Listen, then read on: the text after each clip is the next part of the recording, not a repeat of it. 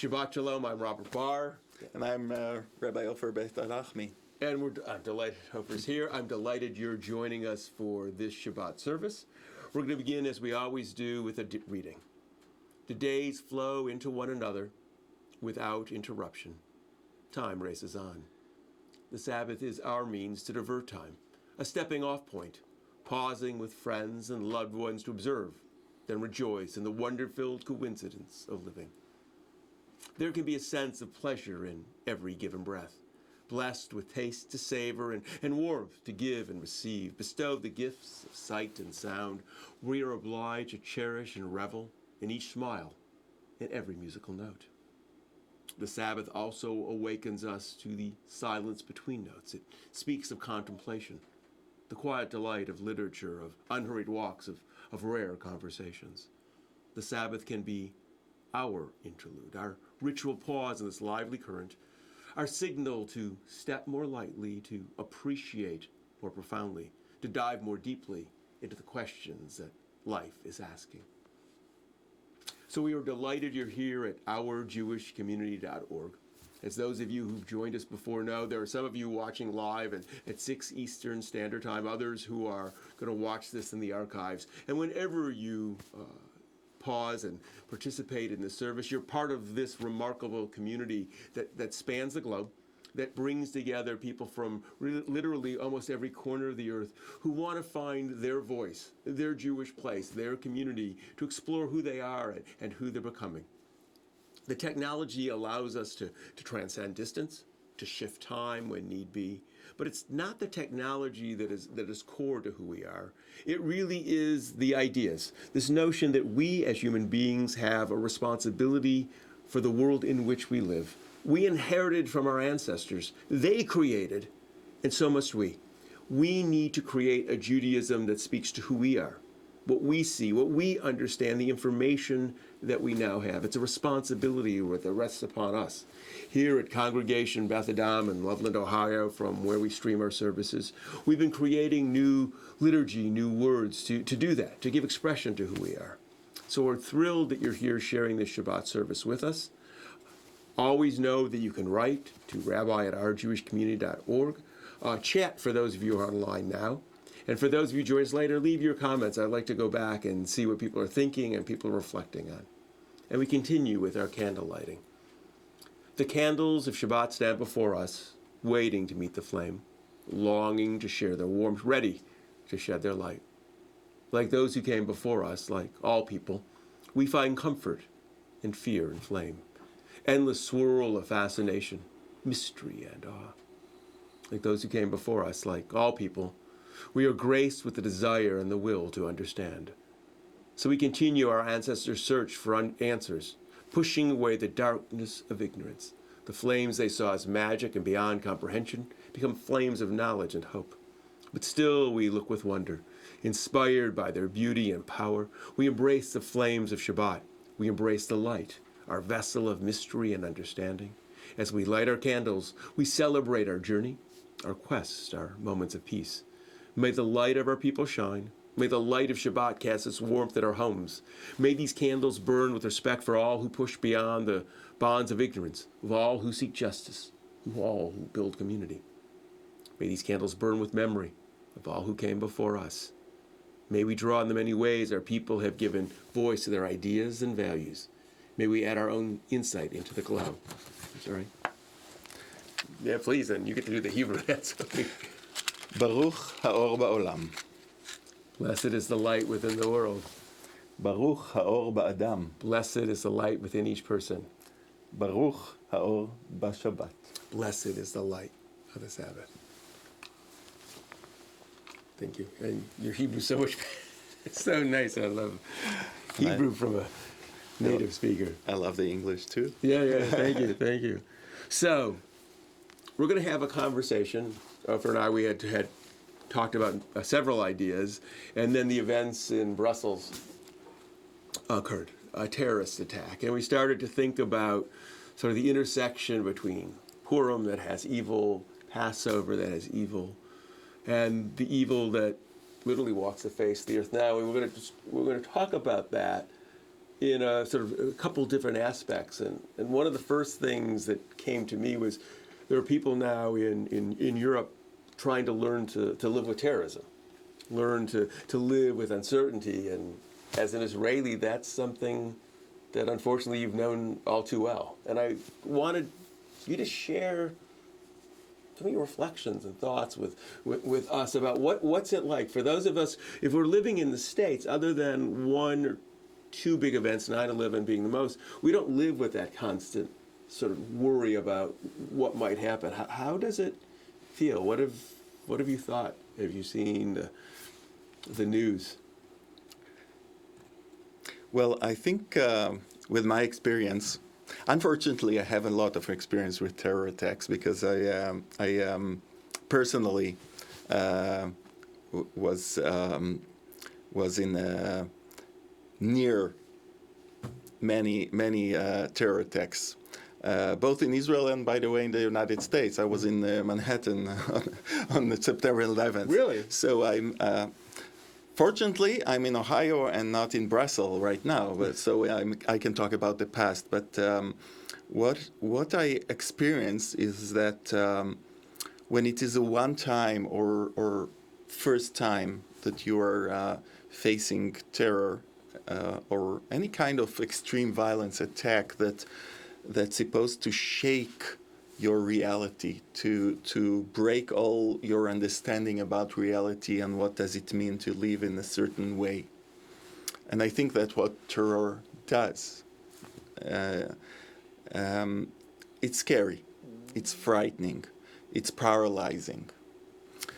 And then you start to ask yourself, why to me? Why it happened to me? Why it happens to us? If we are Jewish, why is it anti-Semitism? If we are European, what we done wrong? What we did wrong? Is it about security? Is it about something else? But when it happens more than once and more than twice, and when you live like that for many years, there are consequences that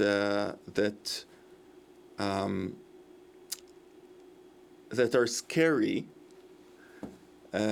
maybe more than the terror attack itself. For instance, you're becoming less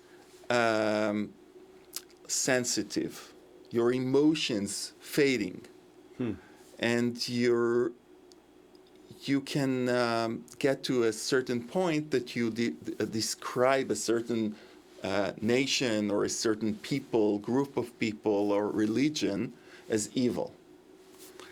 And when it comes to that, all your moral decision-making changes, flattening. And you don't see a person in front of you. You characterize a person according to race or to origin or to faith, and connect values to it. So I'm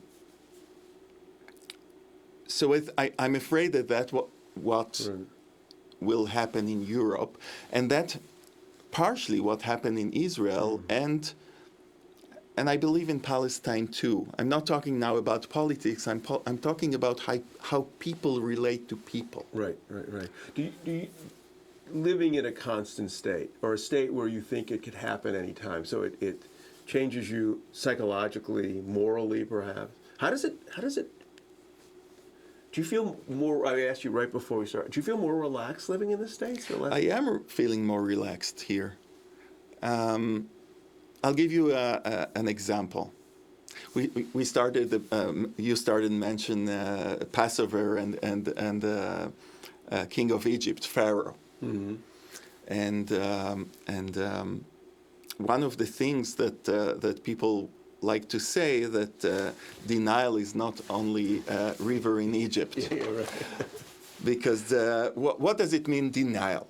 I'll give you an example. I was years ago. It was, I think, 2002. I was on my way to teach in the University of Haifa. And on the way, I hear many ambulances and sirens and the police.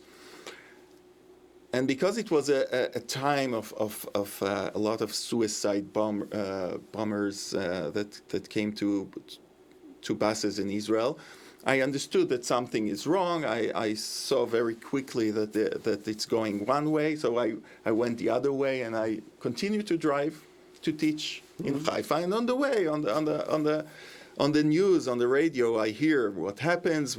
It was only, I don't know, 2 miles from where I lived at the time, and I'm not stopping. I have work to do, so I'm going in a different way. What does it mean, different way? The safe way is like to go from 71 or 75th in Cincinnati, like 2 different highways, few miles apart, and I feel very safe because it's far away. It's 2 miles away. Wow. So that's the state of mind. If it's not really next to you, if you're not really in the Close proximity. Close proximity, so you're safe. You're fine. Now you can hear if there was a neighbor that hit or what happened exactly. And I'm coming into my class in the University of Haifa, and I need to teach Talmud, Jewish text for Jews, Arab Christians, Arab Muslims, and Druze, all in the same class. What should I do? To leave it outside, the news that just happened, and it's not connected to anything we do? It's very difficult. So, one way. Did you mention it when you walked in? Of course, I mentioned it.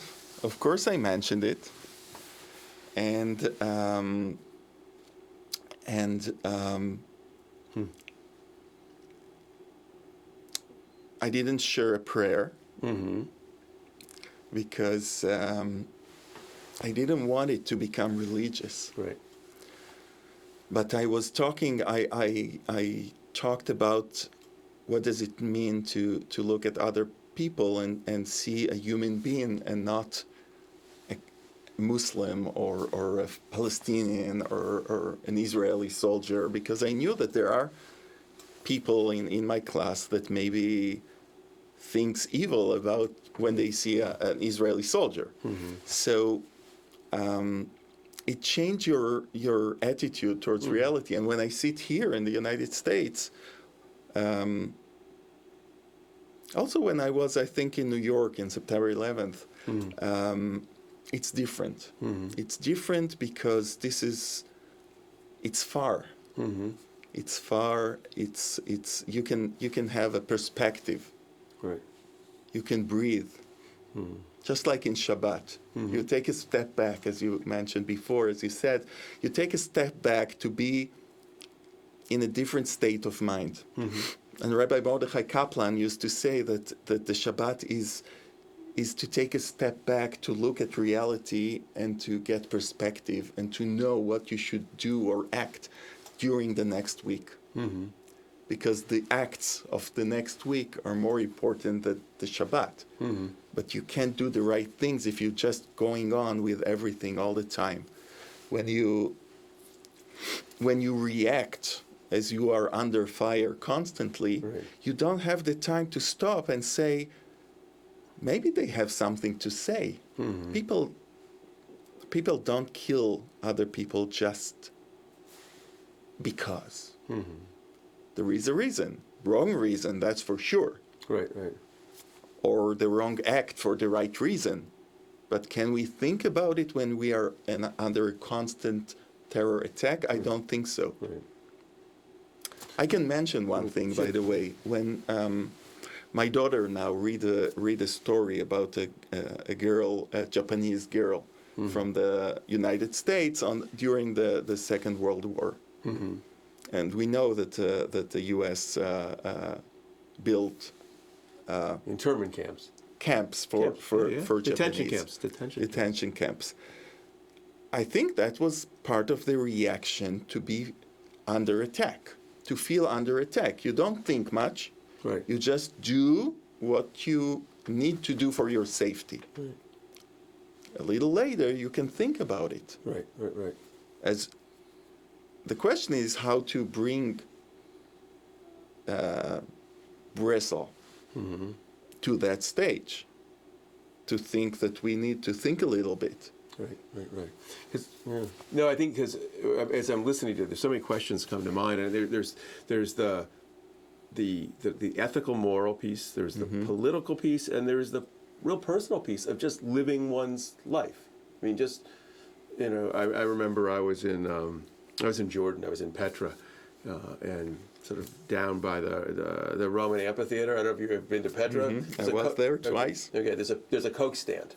I happen to know that guy who owns the Coke stand. He sort of strange sort of stories. I met him, and he knew some other faculty that I knew, and we were sitting sort of late. It was most of the tours was getting sort of dusky, so people were starting to leave early, and we're sitting and chatting, and we were just he was talking about he wants the same thing. He says I understand all the politics. I want the same thing for my kids that everybody wants. I want my kids to be safe.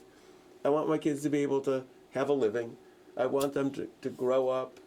And he said, and these wars, and we weren't talking about terrorism, we were talking about wars at the time. He said, it hurts my business. It's had an impact. And he said, I feel sad. I want to be able to give my kids something nice. And I think it really struck me that politics aside, there's just a piece about living and people having a quality of life. And it strikes me that people who are certainly in Israel, where they're sort of a pressure cooker of that it's always around. It does have a transformative experience on a sort of deep inner level. And I wonder too how kids growing up in the United States different from kids growing up in Israel.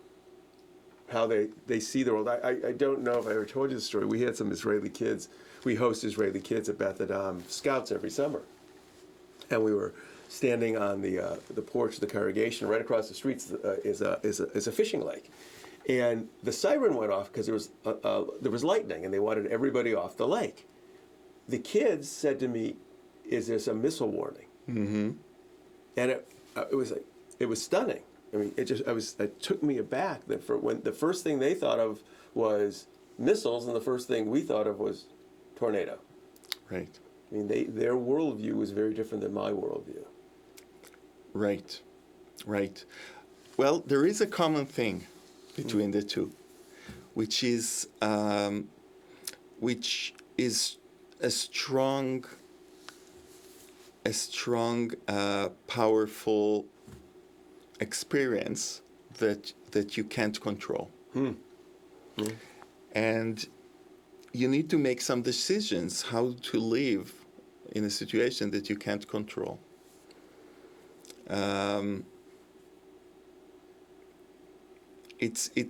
There is no right or wrong in that sense, but different people react differently. And in a way, the Middle East now is under tornado. Mm-hmm. It's not just about Israel; it's about the Middle East in overall, and it was not like that ever all the time. Right. And these powerful forces, we are trying to make sense out of it. Mm-hmm. But it's very difficult, and it's have a long-term impact, psychological impact.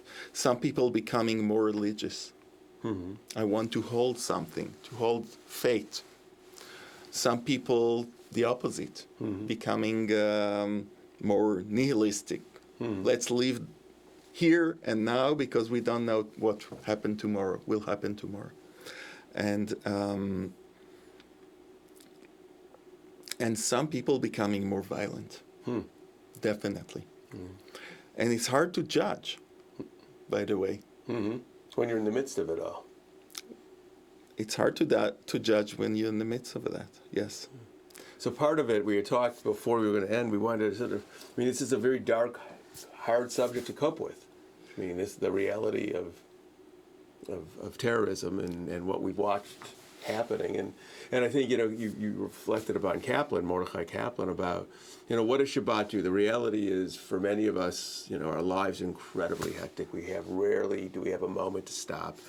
While some of you are joining us right at 6 o'clock now, you're with us live, you're chatting with one another. Others aren't. You're going to find Shabbat whenever you can make it. But this notion of trying to find a little bit of peace and security, a sense of personal respite from the chaos we all live in, to be able to, I think, step back and try to see it, maybe not fully understand it, but at least see it, and at least perhaps even calm ourselves a bit, because it's easy to live at a heightened state of anxiety, but it's hard to live at it forever. Let's compare it to something else. To be workaholic, to work and work and work 7 days a week, and to feel good with the achievements, but also to be exhausted, and not to stop to think, is there any more other important things in my life that I want to share my time? Right. And Shabbat, in a way, forcing you, if you observe, at least the candles. Right. You light a candle, you say such beautiful blessings, and you think, I'm taking a step back from my workaholism, and I want to do something more with my life, or different, like change job and be workaholic in a different job. But I think it's very important to remember that in our life, our spiritual life, but also when scary times are coming, somehow to believe in the good nature of human beings. Right. I think I like that. I think, I was writing about this recently, that I think there have always been people. There's always been those who will do dastardly things, but there's always been people who always believe that the world can be better. And they use different language, and sometimes it was based in traditional sort of biblical language, and sometimes it was based in Eastern religious language. But there have been people who've always said there's a possibility of a just world, a world where people knew safety and security. I want to believe that that's a possibility. I think I've seen evidence for that there's that possibility. It isn't a linear progression. It isn't a straight slope. But the potential for goodness does exist. And I think in part that's why it's so painful to see evil, or to see, because I think we can feed the world right now. There is enough calories produced in the world that every human being on this earth could eat. There's really enough land for everyone to have. We don't have. If we could figure out a way to get people to understand that. We have a struggle with water, but we can work together to figure that out. The potential to live on this earth together does exist, and it's a choice to make that happen. I don't want to give up that possibility. I don't want to surrender. And I don't believe we can isolate ourselves in any that it's really possible. I think isolation is a symbol of defeat. It's a defeat. It's giving up the prophetic voice of Isaiah and Jeremiah of a better world. I'm not ready to do that yet. I may not believe the way my ancestors believed, but I do believe that their vision of a peaceful world, a just world, is something that we got to continue to strive for. I don't want to give up, and I want the generations after us to have that possibility too. I would feel that our generation is abdicating our responsibility if we gave up on the hope. I mean, that's a big abdication. It's a big mindset shift. I don't want to do that. We've lived in very dark time. I mean, I think, my father, who was served in World War II, we talked a lot about World War II. And he didn't give up hope, the possibility that it could end and things could be better. Didn't mean there wasn't awful things that happened, but I think optimism is a mindset to make. We choose to make it. It doesn't mean that we believe everything's perfect, but we think it can be.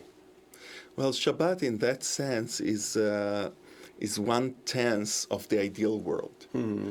You're supposed to experience, even for a few minutes, ideal. Right. and to understand that your work from now on, and at least till the next Shabbat, will be to promote one step for yourself in towards the ideal world, towards heaven on earth. And in that sense, I think no teacher can be a teacher without the belief that the person can be better. Right. Not a rabbi, and even not a parent. Right. Oh, God. All of us need some understanding that the person is born pure, and we can work with it further. Right.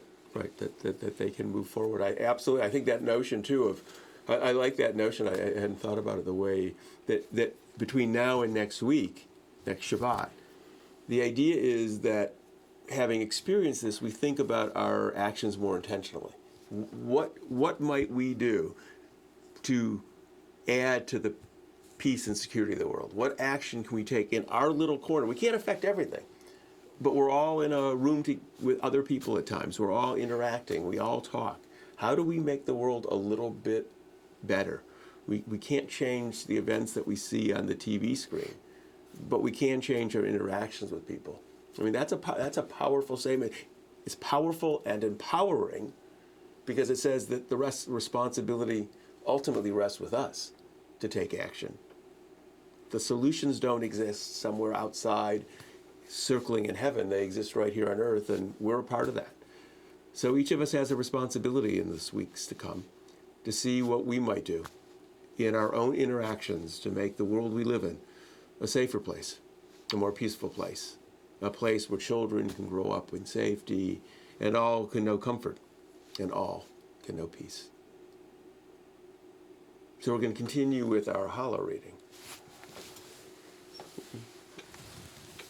You want to do the English? You want me to do the English? You will do the English. You do the Hebrew. We have a rule. There we go. And when I come to Israel and I do services, We're a team. You're going to do all the Hebrew and I'll do the Works better for me too. At this moment, we come together to welcome the Shabbat. We pause, breathe in life, and reflect on the importance of each of our lives. We feel the touch of spirit on the body, the warmth of fellow human beings. We embrace our uniqueness and our diversity, our capacity to create, to explore, to change our world. In sharing the challah, the Sabbath bread, we nourish our spirit. We are connected with each other, our ancestors, with the earth, the sky, and all of nature. Baruch amal kapenu. Blessed is the work of our hands.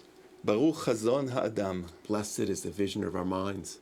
Baruch lechem haaretz. Blessed is the bread of the earth. And then if you have some juice, join with me, or some wine. Life is a wondrous gift. The mind observes with awe and appreciation flows from the heart. Life's joyful bounties are unveiled. Such treasures abound in ordinary moments.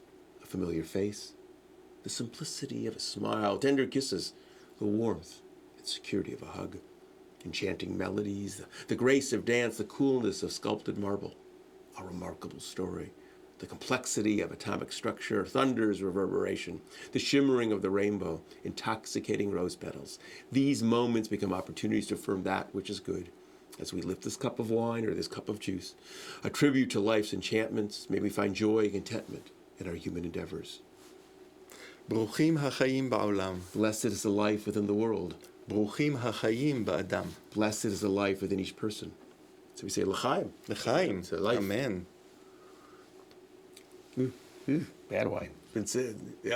People often say, why don't I share the wine? Because frequently, this has been wine that's been sitting open for a week or two, and it's not very good wine. Well, next time I'll bring the wine. How was that wine you bought? The Italian wine. We were together. You bought some. It was excellent. Oh, good. It brings spirit for Shabbat. Oh, good. Or spirit for Shabbat. Both. On both levels. So, a couple announcements. So, if you've not already done so, go to our ourjewishcommunity.org. and take a look at our Passover videos, or Passover Purim videos. They were cute. I know Purim ended, but the videos are cute anyways. There is the resource guide. There is a video interview that's been posted with Rabbi Rami Shapira. If you didn't see that, take a look. Soon we'll be having the video interview with Daniel Hope, who is a violinist who spoke here at Congregation Beth Adam, who is an expert in music of the Holocaust, and it was fascinating. So we have a lot going on. I'll be making some announcements shortly about our online Seder. It's going to be a little bit different this year, but it will be on the Saturday. I just forgot the date, April 23rd, I believe it is, but don't quote me on that. But most importantly, next week is the beginning of April, and we will be doing a memorial service. We'll be reading the names of deceased loved ones who we wish to remember. So if you have those, please send them to me at rabbi@ourjewishcommunity.org. Again, rabbi@ourjewishcommunity.org, name of deceased loved ones. We'll read them next Friday night. I'll also post something on Facebook to remind you. Join us. Be in touch. Oh, if you haven't bought a Haggadah or Haggadahs, that's the plural in Hebrew, for Passover, we have those available. They're unique to us. They were created here. You can go online to ourjewishcommunity.org and go to our store and purchase them there. They're wonderful. They're meant to be read from cover to cover. They're designed not to be an overly long Seder, but of course you can always skip things. No one's going to be looking over your shoulder. You create the Passover Seder that works for you. So we look forward to seeing you in the weeks ahead. And we close with the final words. May we know blessings those who are near, and may we know blessings those who are far. And may the Sabbath bring its goodness to everyone soon, wherever they are. Shabbat Shalom. Shabbat Shalom.